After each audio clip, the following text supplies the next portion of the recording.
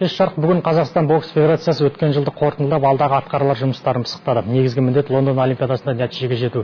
Сондықтан конференцияның басты тақырыбы да ұлттық құраманың қазіргі жай-күйі болды. Былтыр қазақстандық боксшылар алты салмақта олимпиада жолдамасына қол жеткізді. Енді қалған 4 салмақтың иесі сәуірде Астанада өтетін халықаралық турнирде анықталады. Қазір осы салмақтарда кімдердің шаршы алаңға шығатыны белгісіз. Бапкерлер мен мамандар әсіресе елу келіде кімге үміт артамыз деген сұраққа қызу пікір таластырды.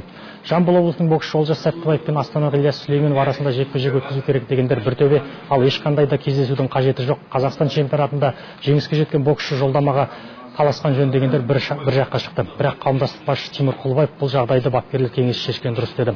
Ойындарға 4 ай қалғанда ішкі тартыс ешқандай да жақсылық әкелмейді. Сонымен қатар әр боксшының жеке бапкері де олимпиадаға бірге барса деген ұсыныс түсті. Алайда бұл халықаралық бокс федерациясының құзырындағы жұмыс және 10 салмақта тағы да 10 жаттықтырушы апару мүмкін емес жағдай.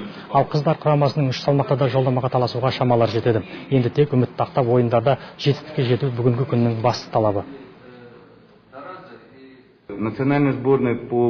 Қауымдастық тарапынан ересектер арасындағы ұлттық құрамаға барлық жағдай жасалды. 16 оқу-жаттығу жиындары және 11 жарыс ұйымдастырдық. Ал қыздар 6 жарысқа қатысып, 10 оқу-жаттығу жиындарын өткізді. Жету облыста бокс залдары ашылды. Бапкерлердің біліктілігін арттыруға да күш салудамыз.